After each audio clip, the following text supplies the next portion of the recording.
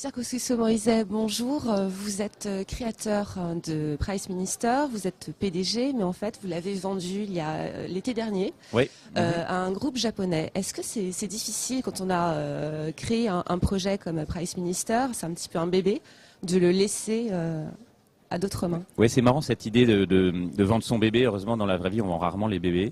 Et donc pour moi c'était quelque chose d'assez naturel. À un moment il fallait passer à la vitesse supérieure, donc c'était soit en allant en bourse pour lever des fonds, soit en vendant pour avoir plus de moyens pour nous développer. Et comme la bourse on voulait y aller en 2008, comme elle s'est fermée puis qu'elle s'est pas vraiment rouverte finalement, on a choisi de vendre. Alors on a choisi de vendre, mais c'est surtout une opportunité qui a provoqué ça, avec un prix intéressant pour les actionnaires et puis en plus un projet passionnant. Et donc on reste 5 ans, enfin au moins 5 ans, on restera peut-être plus. Et on n'a jamais eu autant de moyens et on n'a jamais autant bossé en fait. Donc j'ai pas du tout l'impression de m'être séparé de quelque chose, puisque finalement j'ai plus de moyens qu'avant, au moins autant de motivation, voire plus. Et donc pour moi c'est plutôt le post-adolescent qui part à la fac, quoi. C'est normal, à un moment on peut pas garder ses enfants tout le temps chez soi. Donc j'ai pas l'impression d'avoir vendu un bébé, non. Est-ce que vous avez des conseils à donner à des jeunes créateurs qui souhaiteraient se lancer aujourd'hui, dans un contexte pas forcément évident? Alors je pense que le contexte est pas mauvais en fait, et au fond, plus il est mauvais pour l'emploi, plus il est bon pour la création d'entreprise, paradoxalement, parce que souvent la création d'entreprise est forcée un peu, c'est coup de chômage à 40 ans, on monte sa boîte. Bon. Donc là, si on parle de jeunes plutôt qui sortent de leurs études, c'est un peu différent. Mais au fond, les perspectives que leur offre le salariat sont peut-être moins roses qu'il y a 20 ans. Et donc pour moi, c'est une raison de plus pour monter une boîte. Je pense qu'il y a une grosse opportunité en France. C'est que finalement, il y a moins d'entrepreneurs qu'ailleurs, même s'il y en a de plus en plus. Et donc l'opportunité, elle est très forte. Et il y a de plus en plus de fonds. On manque encore de fonds d'investissement, mais il y en a de plus en plus. Donc j'ai participé à la création d'un fonds qui s'appelle Isaïe, mais il y en a d'autres. C'est vraiment une grosse opportunité. Il y a 3-4 ans, c'était plus dur, je pense, ou il y a 10 ans encore plus. Donc pour moi, c'est une bonne période.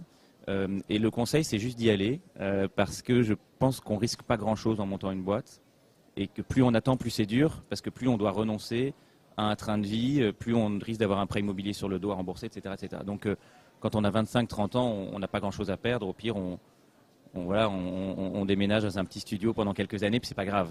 Et donc et puis plus on apprend tôt et plus on prend tôt le goût à ça, plus on a de chances de saisir une opportunité plus tard quand elle arrivera.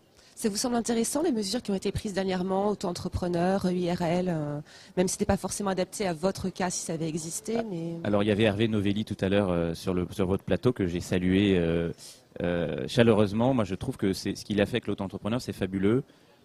J'étais...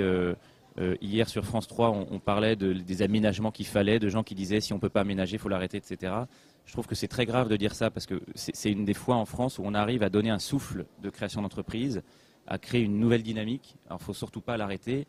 Il y a peut-être des dérives, quelques personnes qui font ça à la place de créer un emploi en CDI.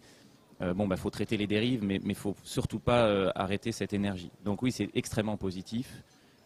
Et alors, sachant que pour moi, l'auto-entrepreneur, c'est un statut qui doit être transitoire. Je pense que c'est soit un complément de revenu ponctuel, soit une manière de mettre le pied à l'étrier pour après monter sa boîte. Donc il faut veiller à ce que ça le reste. Mais je pense que c'est le cas pour la plupart des auto-entrepreneurs, donc c'est très bien. Je crois que vous avez une de vos passions, c'est la chanson. Vos projets aujourd'hui, c'est un album, c'est investir dans des boîtes? Alors j'investis je sépare le plaisir et le travail. Donc j'investis pas dans des boîtes qui ont trait à la musique, parce que je pense que c'est un univers fabuleux, mais c'est pas un univers fabuleux pour faire du business. C'est même plutôt assez déprimé en termes de business. Donc j'investis dans des boîtes internet qui ont rien à voir avec la musique. En revanche, oui, je prépare des choses dans la musique. J'ai envie de me réaliser pas uniquement dans le travail. Bon, j'ai une approche de la musique qui commence à être professionnelle, donc c'est un travail, mais je veux dire, je vois ça comme quelque chose de passionnant et mon travail me passionne, mais différemment. Donc peut-être dans quelques mois, il va se passer quelque chose. Affaire à suivre. Merci beaucoup. Merci.